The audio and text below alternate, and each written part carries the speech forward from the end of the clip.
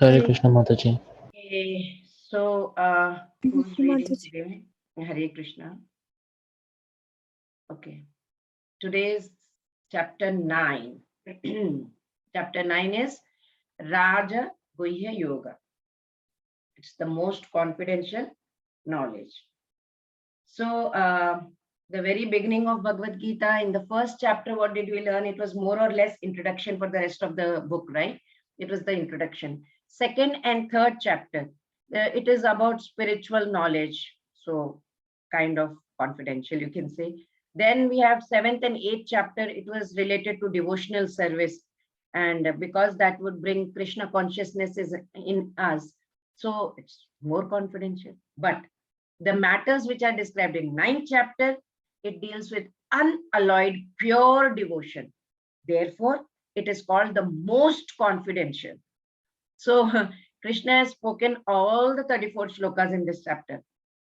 Arjuna has not asked anything. Krishna is going on with his shlokas here, and he is going to talk about Aishwarya Jnana.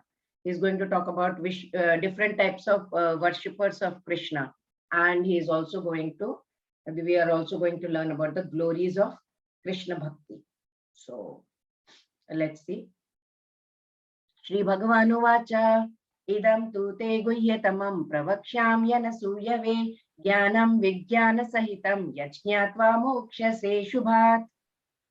The Supreme Lord said, My dear Arjuna, because you are never envious of me, I shall impart to you this most secret wisdom, knowing which you shall be relieved of the miseries of material existence. So the opening words, see the opening words of the ninth chapter of Bhagavad Gita, it indicates that Supreme Godhead is speaking.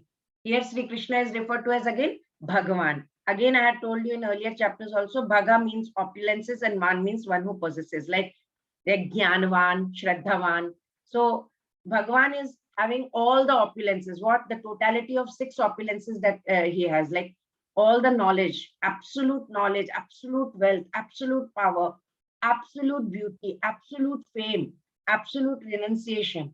So in the first verse of ninth chapter, the word Guhyatamam, idam tu te Guhyatamam. Guhyatamam, Sri Krishna is intimating that he is going to impart most confidential knowledge. Guhyatamam means confidential knowledge to Arjuna. The question is, why is he telling this to Arjuna? There has to be a reason, because Arjuna is qualified. In what way? Arjuna is anasuyu, means for pravakshyamya nasuyave. Anasuyu means non-envious. He is not at all envious. So in this material world, if someone is like a little bit richer than us or greater than us, we start feeling envious, right? So we are not only envious of one another, sometimes we are envious of God as well. So because Arjun is not envious, Krishna speaks this special knowledge to him.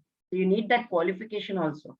So Lord Krishna will not only impart the theoretical knowledge, Jnana, but practical knowledge also, Vijnana Sahitam. He is going to give Vijnana Sahitam as well. So now first verse has specific significance. What? The words idam jnana. So this knowledge, idam jnana means this knowledge. It refers to pure devotional service. So what are the 9 devotional services that we have here? You can see in the picture also.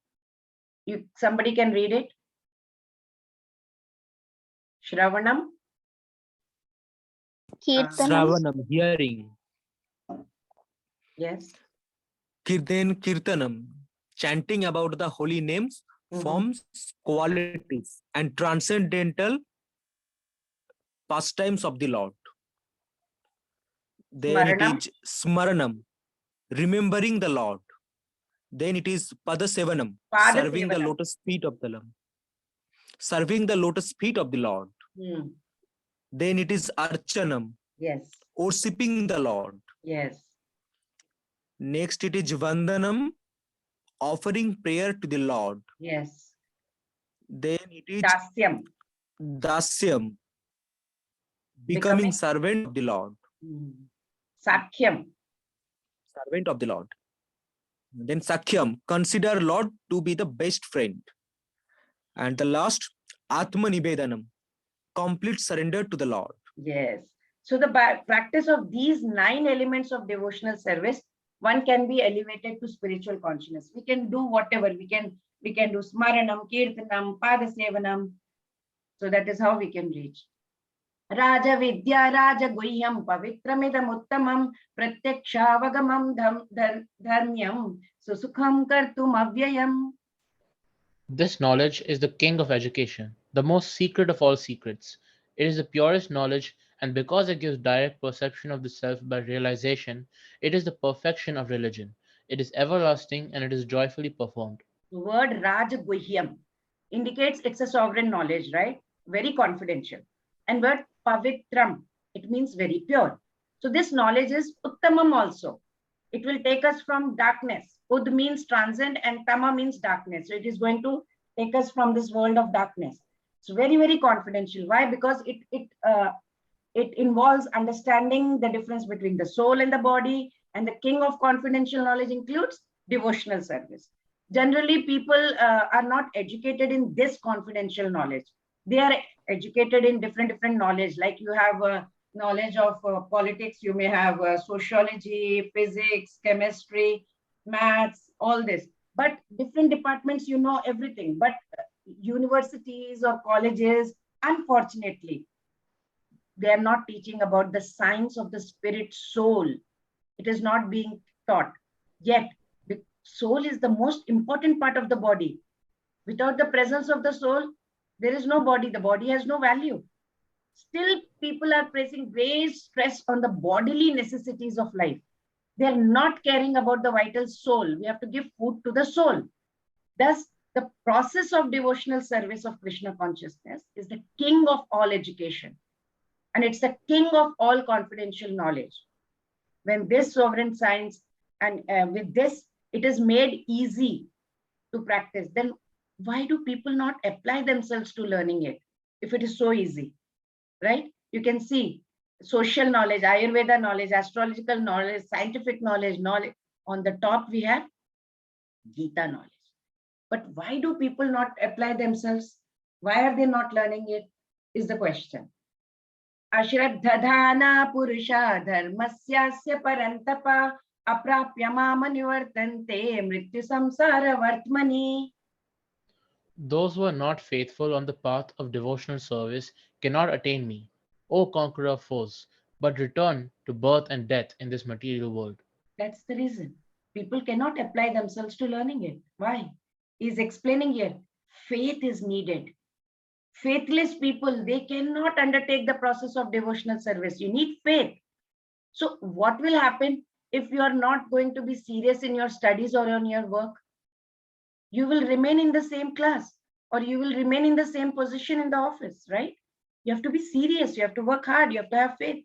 If you are not serious in your spiritual practice, you're not serious in your devotion, same, you will remain in the jaws of this cycle of birth and death. So you have to end this cycle of birth and death and go back to Krishna. That's the aim. No matter how wonderful the knowledge, how effective the path, it will be useless to one who refuses to walk on it. So therefore, we need a leap of faith is required, right? Leap of faith is required to begin the process. In the nectar of devotion, it is said, you can see there on the screen, Adav Shraddha Tata Sadhu Sangotha Bhajana Kriya. Means what? First step is Shraddha, that is faith. Second is Sadhu Sangha, means satsang, be with devotees. That will lead to personal practice of devotion. We have to follow the path. Maya tatamidam sarvam jagadat vyakta murtina masthani sarva bhutani nachaham teshva vasthitaha. By me, in my unmanifested form, this entire universe is pervaded. All beings are in me, but I am not in them. That's what. Lord Krishna's name, fame, pastime cannot be understood by our imperfect senses. We don't have perfect senses, right? In Brahma Samhita, it is stated, Preman jana churita bhakti vilochanena santas sadaiva hridayeshu vilokayanti yam shama sundaram achantya gunaswarupam govindamadi purusham tamaham bhajami. Can you read the translation, please? Yes. I worship Govinda, the primeval Lord, who is Syama Sundara Krishna himself, with inconceivable, innumerable attributes, whom the pure devotees see in their heart of hearts, with the eye of devotion tinged with the salve of love. Yes. So here it is said that although he is all pervading, everywhere he is present, but he cannot be seen by these kind of material senses that we have. This is indicated here by the word avyakta murtina. He cannot see. So it is created from God's material energy. The souls are also energy of God, right? But they are superior energy, Jeev Shakti. Therefore, world, all the souls, everything is God's energy, and it is within his personality. Krishna here says that he does not dwell in any being because infinite cannot be contained in finite. This is because he's far more bigger than the sum total of these two energies, right? Okay, the example can be like an ocean. If the ocean throws up many waves, it is throwing waves, right? These waves are what? Part of ocean. But ocean is much more than the sum total of all the waves, right? Waves are coming out, going in, but the ocean is vast. Similarly, the souls and Maya, everything exists within the personality of God, but he is beyond everything. That's what he's trying to explain over here. Nachamasthani bhutani pashyame yogamaishwaram bhuta brinna cha bhutasto mamatma bhuta bhavanaha. And yet, everything that is created does not rest in me. Behold, my mystic opulence. Although I am the maintainer of all living entities, and although I am everywhere, still, myself is the very source of creation. Lord says everything is resting on him. Matsthani sarva bhutani. Sometimes we see a picture of Atlas holding the globe on his shoulders, Greek person, right? Greek god. He seems to be very tired holding the great earthly planet. Such an image should not be entertained when it comes to Krishna's upholding this created universe, right? Planetary systems are floating in space.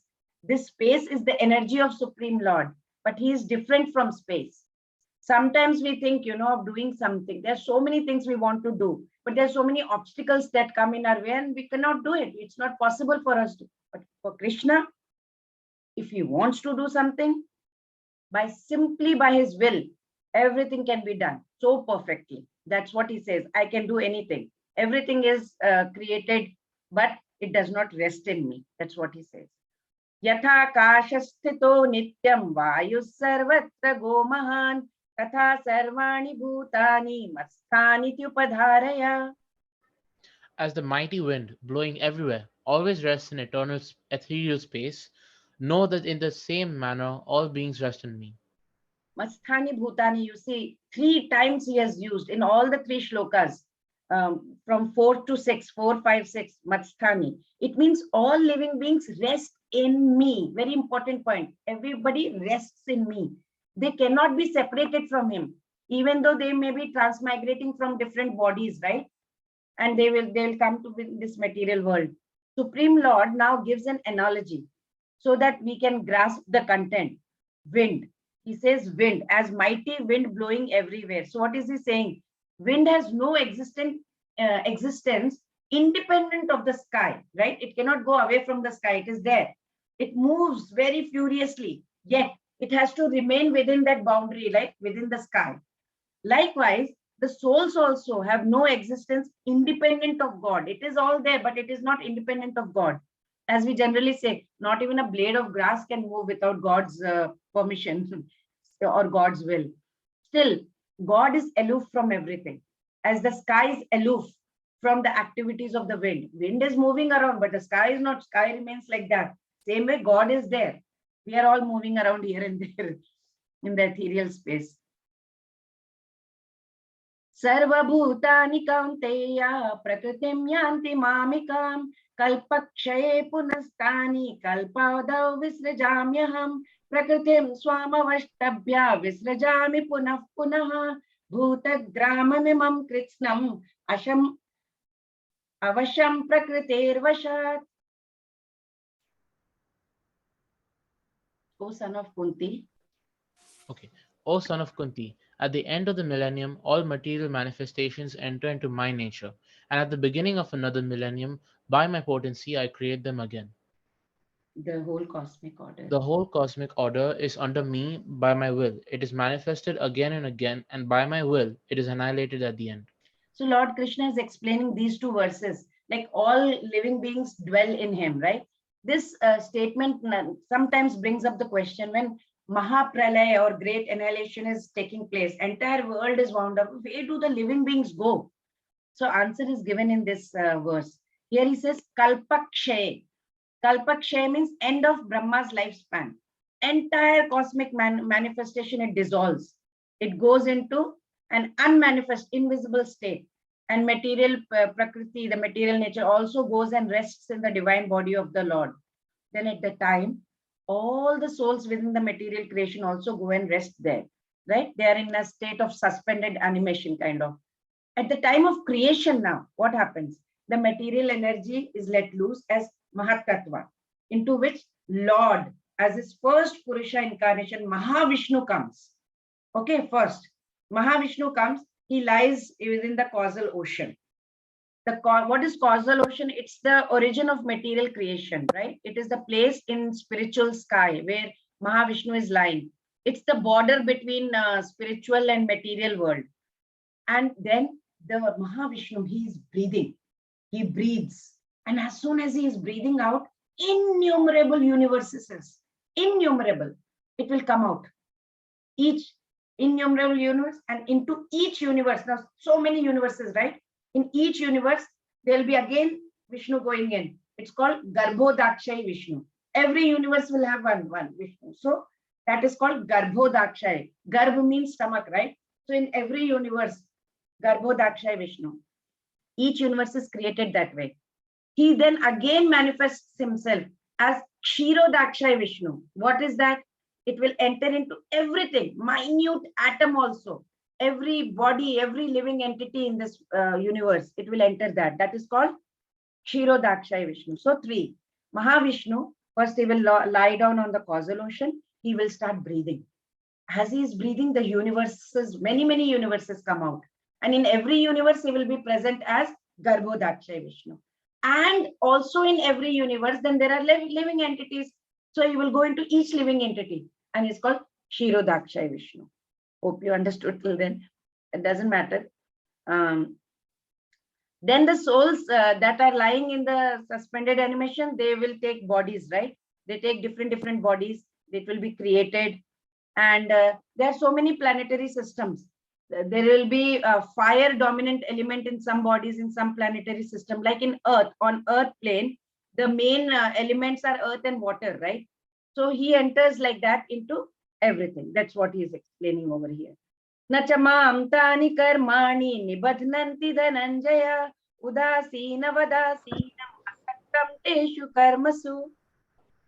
O Dhananjaya, all this work cannot bind me. I am ever detached, seated as though neutral. He is neutral. He says he is always neutral in material activities in this created world. He remains unaffected. Whatever work he is doing, whatever work is being done by material energy, he is not interfere. He does not, he remains unaffected. He is always blissful. He is not disturbed by anything in his personality. His personality is like that. So the neutrality that is mentioned over here is the word udasinavat. Udasina, it's written, right? Udasinavadasinam asaktam teshu karmasu means neutrality. Although he has control over every minute detail of material activities, he is still sitting as if he is neutral. So the example that we can think of is like a high court. Srila Prabhupada tells in his purport that there is a high court judge sitting on the bench, right? So by his order, so many things happen, right? Someone is being hanged, someone is being put to into jail, someone is awarded a huge sum of money, but still, judge is neutral.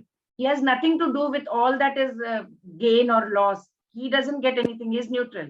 Similarly, Lord is also neutral. Although he has hand in every sphere of activity, right? Living entities take different forms, different species, according to what they did in the past life, past deeds. But God does not, Lord Krishna does not interfere with them.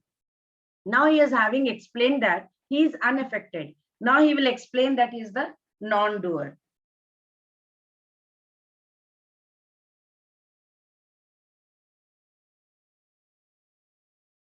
मयाध्यक्षेण प्रकृतिः सूयते सचराचरं हेतुनानेन कौन्तेय जगद्विपरिवर्तते. This material nature, which is one of my energies, is working under my direction, O son of Kunti, producing all moving and non-moving beings. Under its rule, this manifestation is created and annihilated again and again. When God wishes to create the world, he glances at the material energy and animates it. Material energy is lifeless by itself. But when it receives inspiration from God, it begins to act as if it were responsive. Just like a pair of tongs I'm having in the kitchen, right? Or in the hands of a chef. It is lifeless till we use it, right? The moment I use it to carry something very hot, I'm holding something very hot, it is useful. Till then, it is lifeless. Things are lying in the kitchen, but when we start using those instruments, it becomes active. Likewise, by itself, material energy does not have the power to do anything, right? The example being, the Srila Prabhupada is explaining here that there is a fragrant flower before someone. The fragrance is touched by the smelling power of the person. Yet the smelling and the flower, they are detached from one another. So there is a similar connection between material world and Supreme Personality of Godhead. Actually has nothing to do with material world, but he creates by his glances and his ordains. Another example can be given as prime minister or president of a country. He personally does not do every task of the government, right? He has various departments. He has, and under that department, he has various officials also appointed to perform different functions. Yet the accomplishment or the failure of the government, everything is attributed to prime minister or the president, because anything goes wrong, prime minister is responsible, right?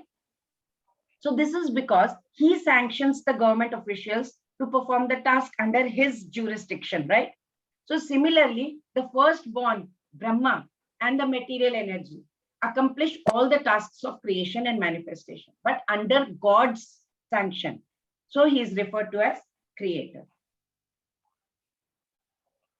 अवजानन्ति मां मूढाः मानुषीं तनुमाश्रितं परं भावमजानन्तो मम भूतमहेश्वरम्. Fools deride me when I descend into human form. They do not know my transcendental nature and my supreme dominion over all that be. They are so busy. I have to watch this serial. No time to go to the temple. This is more important. Lying down and watching TV. You have time to watch TV. The personality of Godhead who conducts this creation, he is creating it, he is maintaining it, he is annihilating it, the complete cosmic manifestation. He cannot be a human being like us, right? He has to be stronger. He is a supreme being. But foolish people, there are so many. Mudha means foolish. There are so many foolish people who consider Krishna to be merely powerful man. That's it, nothing more. So here Krishna uses the word mudha, means dim-witted, to describe those who deny the divinity in his personal form. He is the original supreme personality. Brahma Samhita has confirmed it. Ishwara Parama Krishna Satchidananda Vigraha Anadir Adir Govinda Sarvakarana Karanam. Brahma has said, Brahma is praying to Lord Krishna, I worship you, Lord Krishna. Your form is eternal. You are all-knowing. You are blissful. He is without a beginning and without an end. You are the cause of all causes. So many instances are there to show the Krishna is Supreme Personality of Godhead. For example, like Krishna, when he was playing with Balram, like a human being, right? He performed so many superhuman acts when he was very, very small, right? Or dancing on Kalia. He killed so many demons, Putana. And then when Krishna appeared before his father and mother, Vasudeva and Devaki, he appeared with 4 hands, Chaturbhuja Rupa. But after the prayers of the parents, he transformed into an ordinary child. Then 11th chapter, he showed Arjuna Vishwarupa, right? With 4 hands. Tenaiva Rupa Chaturbhujena. After revealing that form, Krishna, when requested by Arjuna, again assumed the original human form. Manusham Rupam. So different features of Supreme Lord are certainly not like an ordinary human being, right?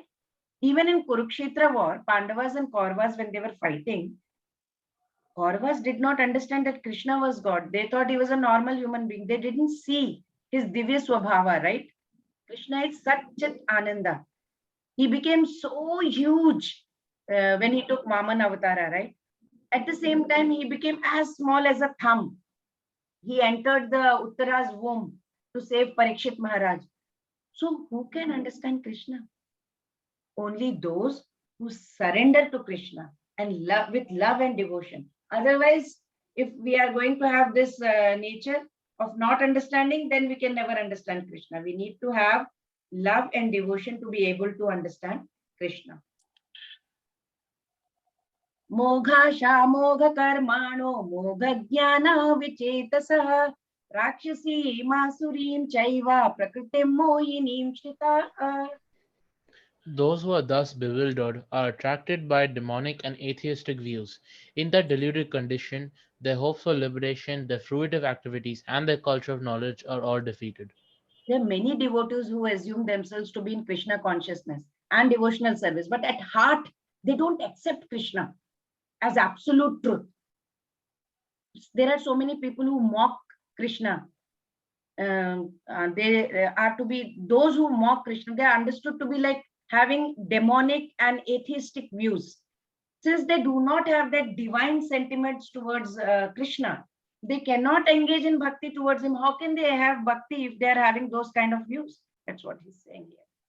Mahatmanastu mam partha devim prakriti mashritaha bhajantyananya manaso yatva bhutadim avyayam. O son of Pratha, those who are not deluded, the great souls, are under the protection of the divine nature. They are fully engaged in devotional service because they know me as the Supreme Personality of Godhead, original and inexhaustible. Krishna's style of discourse, you see, he drives point the home by starking contrasting comparison, you know. Till now, what was he describing? How deluded and confused, right? Describing the ways of deluded and confused beings. Now he's talking about great souls, Mahatmanastu. So great souls, they receive divine grace. They become endowed with divine love. They engage in uninterrupted devotion towards Krishna. So first verse, in this verse, first Mahatmanastu, clearly given. First sign of Mahatma is what? He is situated in divine nature. He is not under the control of material nature, right? He surrenders to Supreme Personality of Godhead, Sri Krishna. He immediately becomes freed of from the control of material nature. That is the qualification. Such a Mahatma, such a great soul, Hello. always Hello. engaged. Please mute yourself. Please mute yourself, Shubha Jyoti. Hare Krishna. Such a Mahatma or great soul are always engaged in the service of the Lord in Krishna consciousness, right?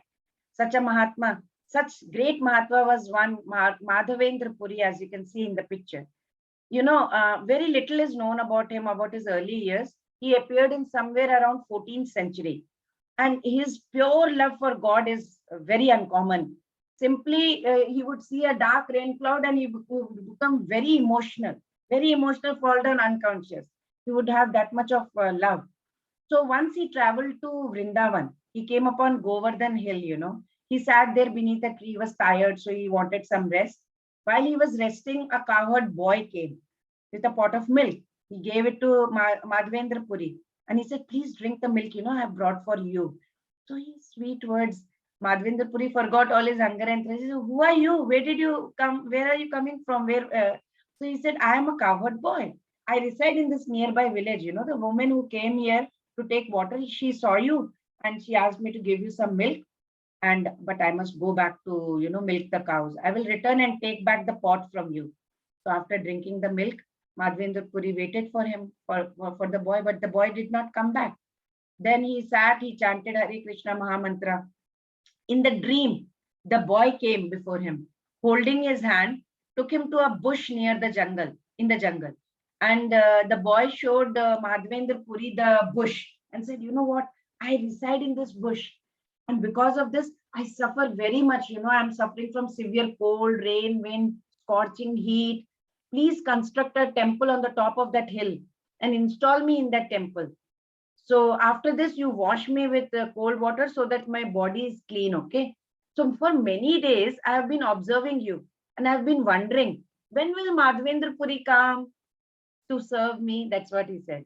So he said, my name is Gopala. In his dream, he's telling, and I am the lifter of, I lifted Govardhan Hill.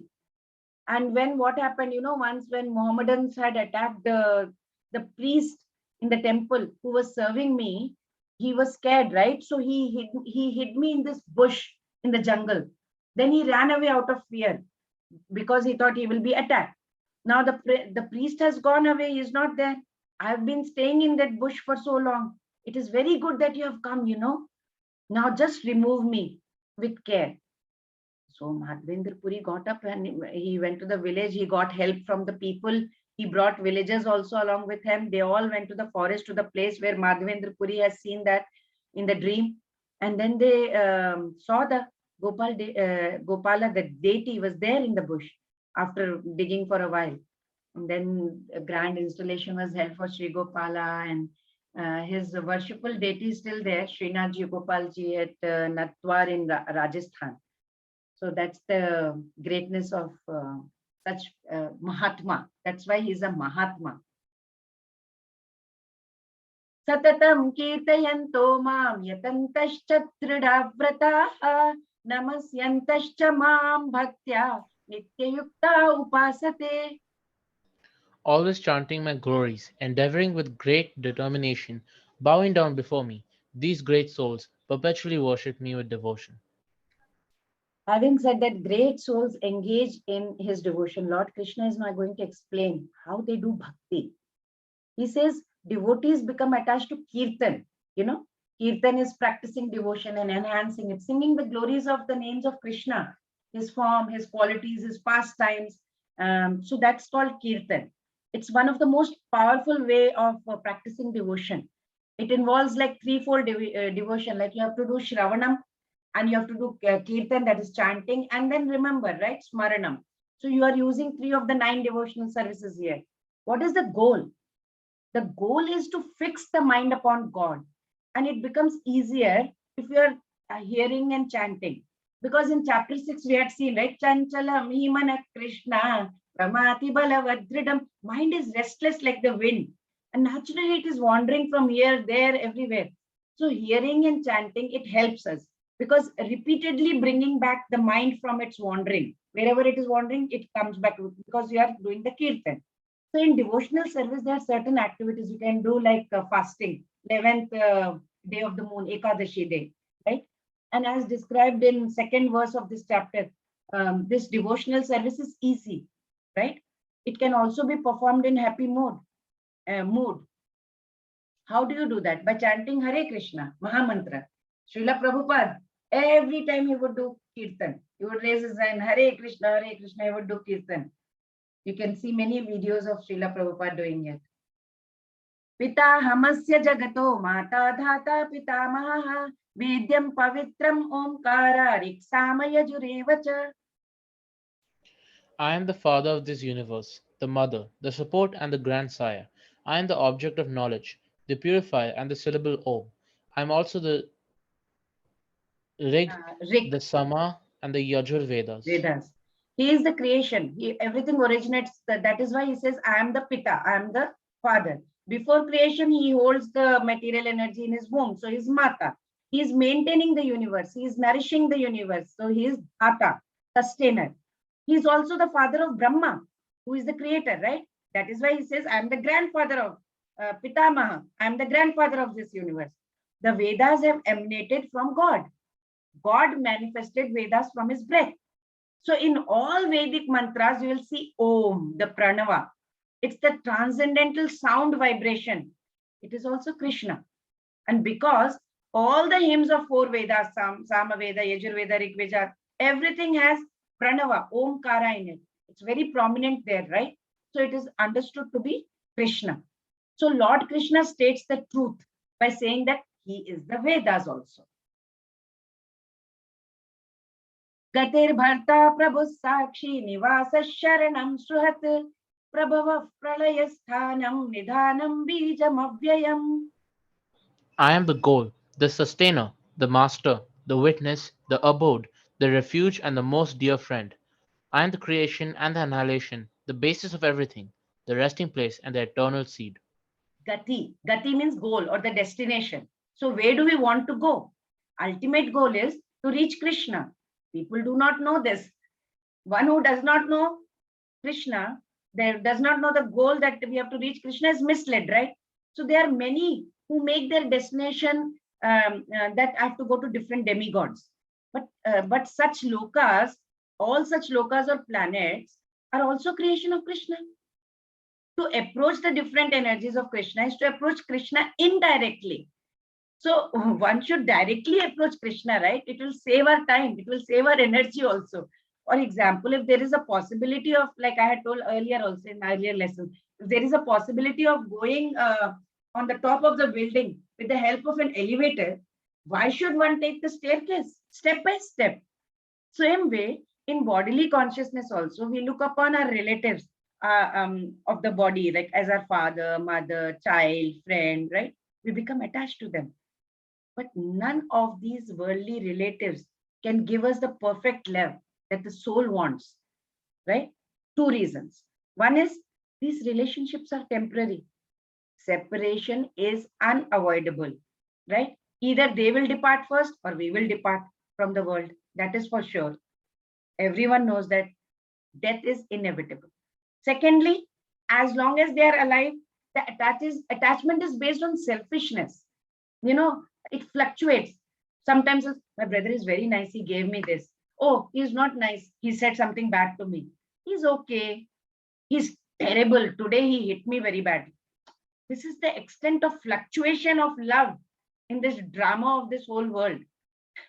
On the other hand, God, he's such a relative who has accompanied us lifetime after lifetime.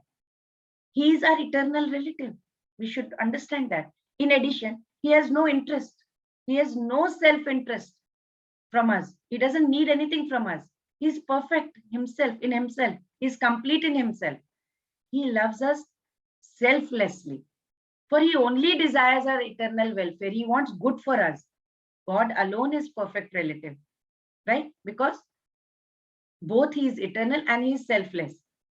So let's see again the analogy of I can think of is ocean and the waves, right? Two neighboring waves are there, two waves only. They flow together, they are playing with each other, flowing together for a while.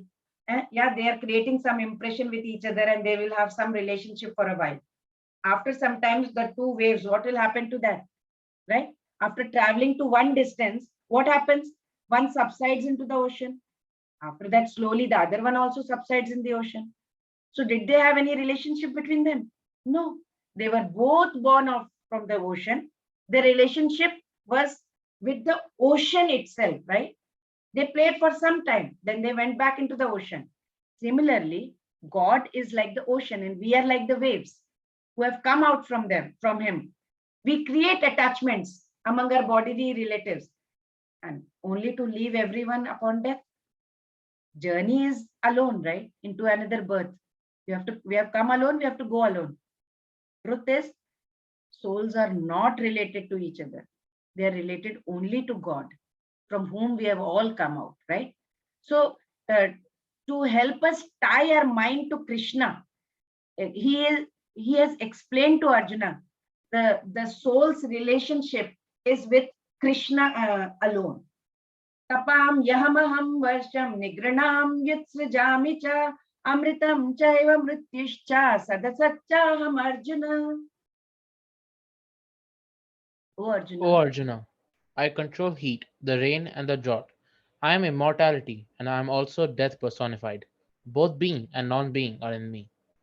Krishna, by his different energies, he diffuses heat, he diffuses light, he is the agency of electricity and the sun. In the summer season, it is Krishna who checks rain from falling from the sky, right? During rainy season. Then during rainy season, he gives non-stop torrents of rain during rainy season.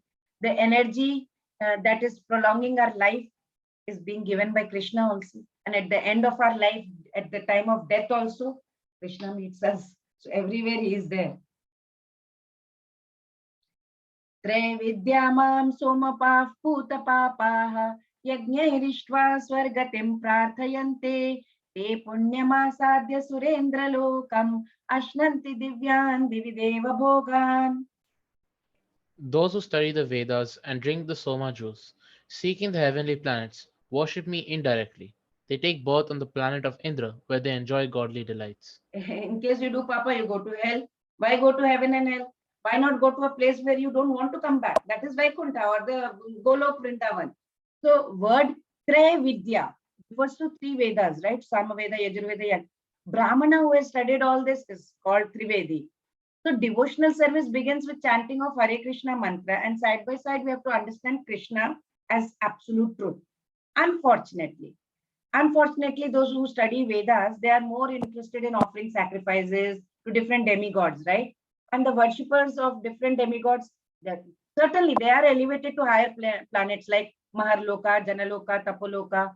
When they are elevated to that planetary system, they will enjoy, right? They will go to Swarg, they are enjoying, and it is hundreds and thousands of times better than this planet, definitely. But in the next verse, Krishna is going to point out the defect in going to that loka, heavenly planets.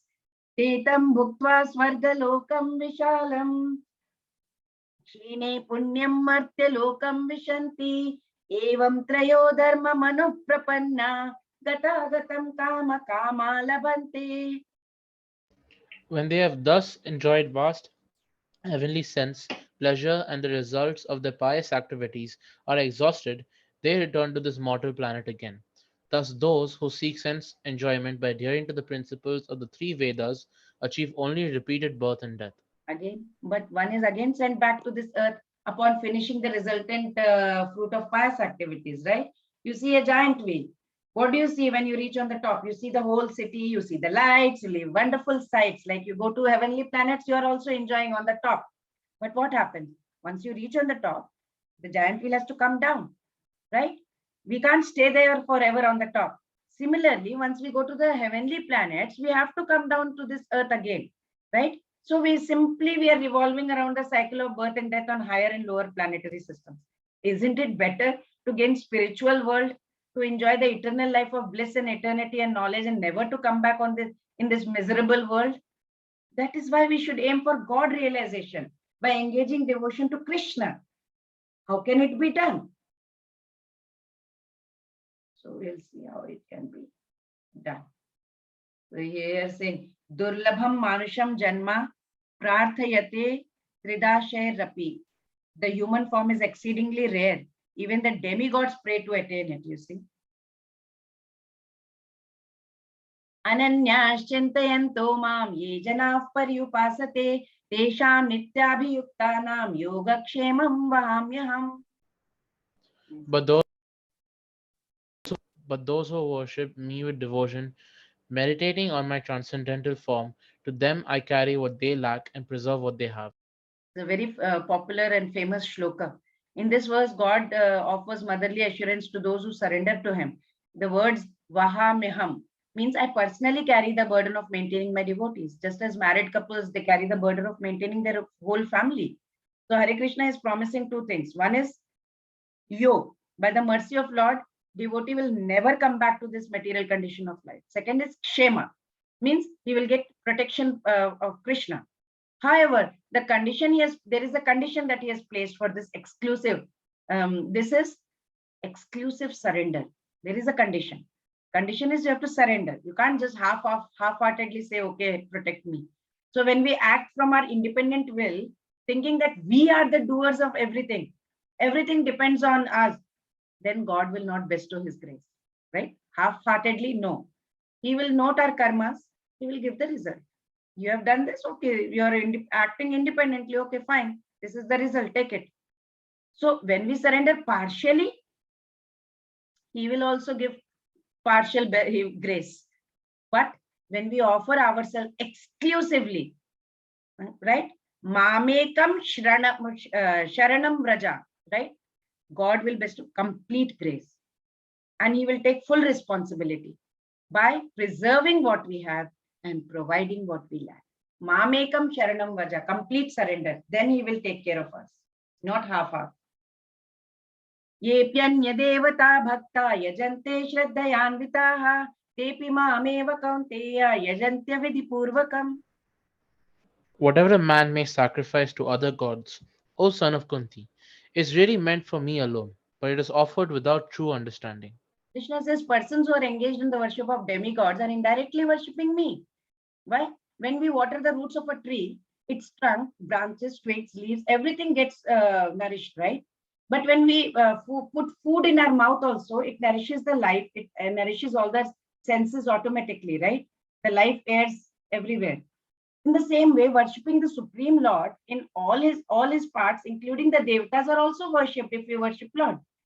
But if we begin watering only the leaf of the tree while neglecting the roots, what will happen? After some time, the tree will die, it will perish. Likewise, the worship offered to demigods certainly makes its way to Supreme Lord, but such devotees do not get spiritual benefits. The demigods, so to speak, are different officers and officials and directors in the government, right, of the Supreme Lord. So one has to follow the law made by the government, not by officers or directors. Similarly, everyone is to offer his worship to God, Krishna. That will automatically satisfy different officers and directors. The officers and directors are engaged as they're the representatives of Krishna, right? It's like you're offering some bribe to the officer. That is illegal. That is stated as avidhi purvakam. He has written avidhi purvakam, means it's a wrong way. Krishna does not approve that unnecessary worship of demigod. It's a wrong way. Avidhi purvakam. That's what he has said over here. Yanti deva vrata devan pitru yanti pitru prataha bhutani yanti bhutejya yanti madhya jinopi mam. Those who worship the demigods will take birth among the demigods. Those who worship ghosts and spirits will take birth among such beings. Those who worship ancestors go to the ancestors, and those who worship me will live with me. You can see in the picture. Krishna is explaining implications of worshipping different entities, right? By revealing that where will you go? What is your destination? You worship demigods, go to heavenly planets. After the good karma account is finished, it's depleted, you come back to this earth. Then Pitralok. It is good to be grateful towards all our Pitras and ancestors, but undue concern is also detrimental for us. If we are engaged in ancestor worship, we start putting the ancestors, the photos next to the god and start worshipping them. After death, we go to ancestors' abode. Then in the mode of ignorance, some people worship ghosts and spirits. There is black magic in India also, I've seen. They invoke ghosts and spirit. Lord Krishna is saying that the person who indulge in such things, they will take birth among ghosts and spirits in their next life. So who are the highest devotees then? The highest devotees are those who attach their mind to Krishna, to Supreme Personality of Godhead. Vrata, the vrata word here means resolved undertaking. Yanti deva vrata. So vrata means resolve and undertaking. Such fortunate souls firmly resolve to worship Krishna and worship Supreme Personality of Godhead only. What will they achieve? They will achieve Krishna Lok, Vaikuntha, without a doubt, and go to Krishna's abode after death. Patram pushpam phalam toyam yo me bhaktya prayachati tadaham bhakta yupahritam ashnami prayatatmanah. If one offers me with love and devotion a leaf, a flower, fruit, or water, I will accept it. So now, having established benefits of worshipping Krishna, he now explains how easy it is to do, how easy it is to worship him. In the worship of devatas and ancestors, you have many rules. You have to do many rules and regulations and worship, and you have to propitiate them. Everything has to be followed very strictly. But with Krishna, he will accept anything that is offered with loving heart. Condition is love. If you have only a fruit, offer it to God. He will be pleased. No fruit available, give him flower. It's not the season for flowers, Krishna. What to do? Never mind. It's okay. offer tulsi leaf. That also will suffice, provided it is with love. If leaves are also not there, it's scarce, offer water, which is available everywhere, right? But ensure again that you do it with devotion. Bhakti is what he is wanting. The word bhaktya has been used in both first verse and second word. Patram pushpam phalam toyam yo me bhaktya prayachati tadaham bhakta yupahrutam ashnami prayatatmanaha. Two places bhaktya, right? So he has used two times. What is that? He needs bhakti. It's the bhakti of the devotees that is pleasing to God, not the worth what you are offering. So the word here, prayatatmanaha, means what? I accept the offerings of those whose hearts are pure. Srila Prabhupada here he has explained in this purport. One who loves Krishna will give him whatever he wants, right? We should offer what Krishna is asking us to do. And he will avoid offering anything which is undesirable or not asked by Krishna. So thus meat, fish, eggs should not be offered to Krishna. Why? If he desired such things, he would have told. Krishna would have written over here. But what did he write over here? Very clearly he has said, Patram pushpam phalam toyam. Leaf, fruit, flowers, water be given to him. He has said that in this sloka. So he says of this offering, I will accept it. So therefore we have to understand, we should understand that he will not accept meat, fish or eggs. Vegetables, grains, fruit, milk, they are proper food for human beings also, right? As prescribed by Lord Krishna himself here. Whatever else we eat cannot be offered to him, since he will not accept it. Thus, we cannot be acting on the level of loving devotion if we offer such food. Whatever he is asking for, we should offer that. So those who do not make an offering of their food, he says in the same words, are eating only sin. So, but preparing nice, simple vegetable dishes, offering them before the picture or the deity of the Lord Krishna, bowing down, praying to him with humble offering, enables one, what does it enable one to do? Advance in steadily in life. It purifies the body and it creates fine brain tissues, which leads to clear thinking. Above all, the offering should be made with an attitude of love. Krishna has no need for food. He has everything. He possesses everything that can be. Yet, he will accept offering of one who desires to please him in that way. So most important element in preparation and in serving and in offering is what? Act with love for Krishna. Devotion, love, bhakti. That is very important. So just to emphasize that point, before Mahabharata war had happened, when Lord Krishna went to Hastinapur to explore about the peace negotiation, right, between Kauravas and Pandavas, that time that evil Duryodhan, he proudly prepared for him a meal of 56 different items of food. Krishna rejected his hospitality. He said, I will go to Vidur's place. And Sulabha, the wife of Vidur, was overjoyed on receiving Krishna at her home. So she had only banana that time to offer.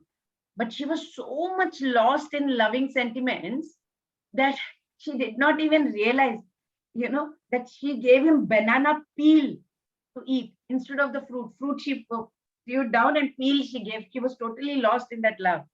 Nevertheless, right? Seeing her devotion, what did Krishna do? He ate the peels as if it was the most delicious food in the world. That is the kind of love and devotion he is looking for. So why eat prasadam? Whatever we offer to God is prasadam. It purifies our mind to advance in bhakti, to develop finer tissues in brain. Yat karoshi yadashnasi yat juhoshi dadasi yat tapasyasi kaunteya tat kurushva madarpanam. Whatever you do, whatever you eat, whatever you offer or give away, and whatever austerities you perform, do that, O son of Kunti, as an offering to me. In previous verse, he said all objects should be offered to him, right? Now he says all actions offered to me, all social duties, whatever you are engaged to me, whatever vegetarian one may be eating, whether non-alcoholic beverages, one may be drinking, whatever Vedic rites you are performing, whatever austerities you may be observing, everything mentally, just offer it to God. Very often what happens, people separate devotion from their daily life and they look on it as if something, that has to be performed only inside the temple. That's not correct. Devotion can be performed anyway. It should not be restricted only to the periphery of the temple room only. It is to be engaged at every moment of our life. In this way, Krishna says, in the next verse, coming verse 28th verse, that if you offer everything to me, you will be freed from the bondage of work and all the auspicious, inauspicious, everything I will take care. And if your mind is fixed upon me in this principle, then what happens? You will be liberated and you will come to me. Samoham sarvabhuteshu na me dveshyosti na priyaha ye bhajanti tu mam bhaktya maite teshu chapyaham. I envy no one, nor am I partial to anyone. I am equal to all, but whoever renders service unto me in devotion is a friend, is in me, and I am also a friend to him. In 28th verse, he creates a doubt, right? He is partial towards his devotee because everyone is subject to the law of karma. God releases his devotees from it. So Lord is clearing that doubt here and he says, Samoham means, no. I'm equal to all, He's just like a cloud which pours rain all over, right? Rain does not think, where am I falling? It may fall on the rock, it may fall on the land or the water, right? Regardless, it falls. So rainwater falls equally upon the earth, yet the drop that falls on the rice fields get converted into grains. And the drop that may fall into a gutter, into gutter becomes dirty water. So there is no partiality on the part of the rain. The raindrops cannot be held responsible why there is a grain over here and why that is dirty water. It's the nature of the recipient, right? Similarly, God states that he is equally inclined to all. Yet those who do not love him are deprived of the benefits of his grace because their hearts are not suitable vessels to receive it. This is also explained in chapter 4 also. Ye yatha amam prapadyante tam tatha eva bhajamyaham. Whoever surrenders to me, I take care of him, right? So what can people do whose hearts are impure? Now Lord Krishna reveals the purifying power of bhakti. Apichet suduracharo bhajate mam ananya bhag sadhureva samantavya samyak vyavasito hi saha. Even if one commits the most abominable actions, if he is engaged in devotional service, he is to be considered saintly because he is properly situated. Devotion to Supreme Lord is very powerful. It can reform even the most fallen one. Jagai Madai, I had given you the example. Then there is a classic example of Ajamila, which I told yesterday. Valmiki. Valmiki's, his impious deeds were so bad, he was unable to even say Ram Ram, right? 2 syllables. His sins were preventing him to take the divine name. So Narada thought of engaging him in devotion by making him chant in the reverse, Mara Mara Mara. So that way he created Rama Rama Rama, and as a result, the fallen soul, Valmiki, he reformed, right? Went into Ananya Bhakti. So the meaning is that even if one is fully engaged in devotional service of the Lord, sometimes, they fall down, right? Because of some abominable activities, but they can still come out of it. For example, those activities should be considered like the spots on the moon. Such spots does not become a barrier that the moon, the diffusion of the moon also cannot come down, right? It is not an impediment. Similarly, the accidental fall by chance, if somebody accidentally falls down from the path of the divine, it does not make him abominable. He can still come up. Shipram bhavati dharmatma shvashanti nigacchati kaunteya pratijanihi name bhakta pranashyati. He quickly becomes righteous and attains lasting peace. O son of Kunti, declare it boldly that my devotee never perishes. Question remains, how can a person engaged in abominable activities sorry, by accident or by intention be a pure devotee? Question is there. So Lord Krishna is explaining. Sorry. If he continues in the process of devotion,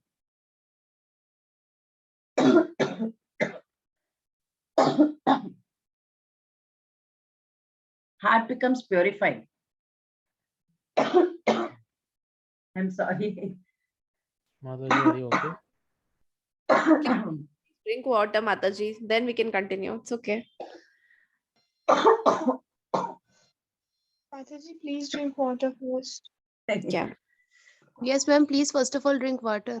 I will try. If I cannot, then I have to go. Krishna here asks Arjuna to declare. He says to Arjuna, you declare the devotees will never perish. Arjuna, you declare. Very interesting, right? Why is he asking Arjuna to declare? Why is he not declaring himself? This I read somewhere. Sometimes, even Krishna has to break his word, his vow. So, for example, in Mahabharat war also, when Bhishma took a vow that he is going to kill Arjun by sunset the next day, or make Lord lift the weapon, Krishna lifted the weapon, right? He broke the vow to protect the vow made by Bhishma. So this is to show Krishna, he may break the vow. So he's telling Arjun, you declare, my devotees will never perish, for I shall guarantee for your word.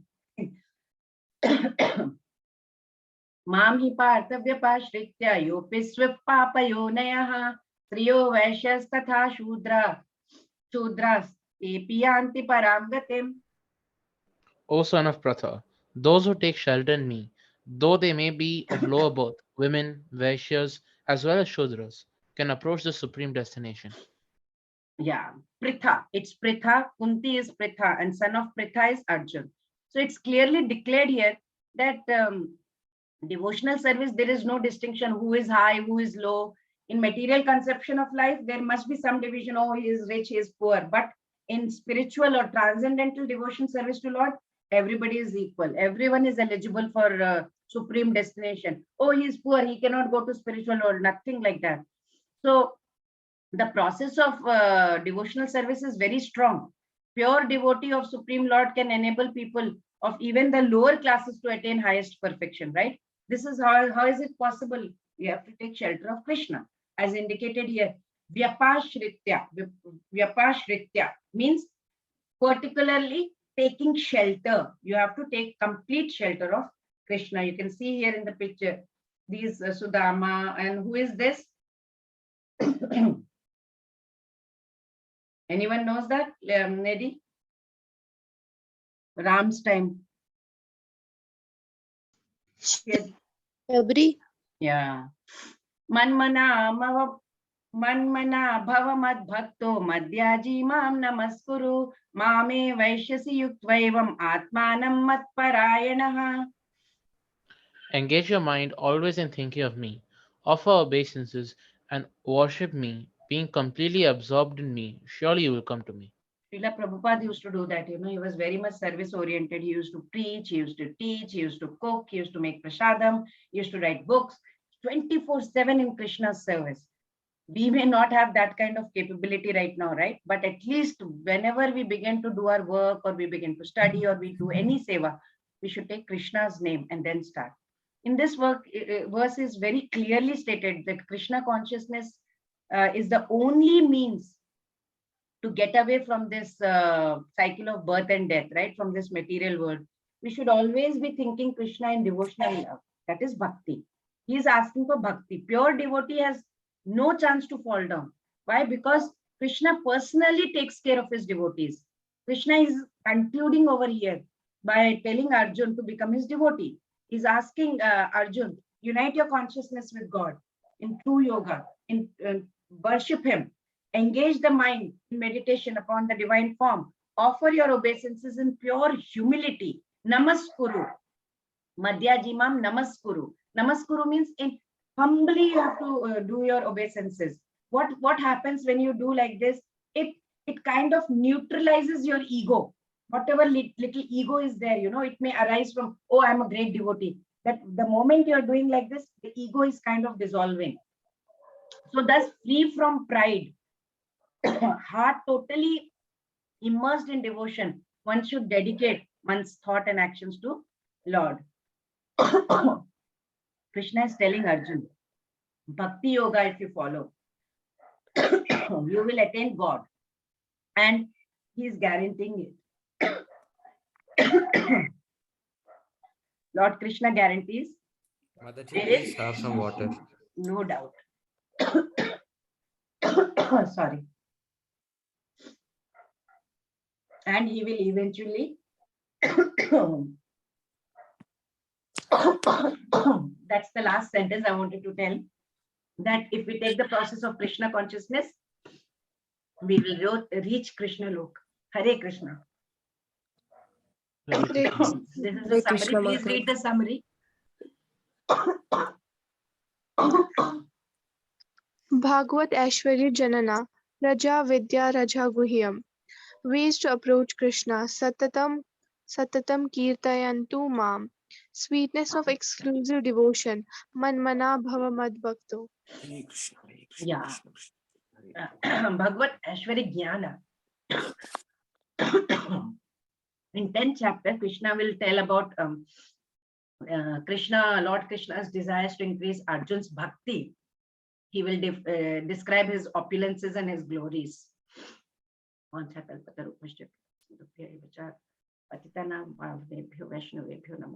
Please, everybody chant Hare Krishna. Hare Krishna. Hare Krishna Krishna Hare Krishna Krishna, Krishna Hare Hare Hare. Hare Rama, Hare Ram Ram Hare Hare. Hare Krishna. Hare Hare Krishna Krishna. Krishna Hare Krishna Hare Krishna Hare. Hare Hare Hare Rama, Hare Rama, Rama Rama, Hare Hare. Hare Krishna. Hare. Hare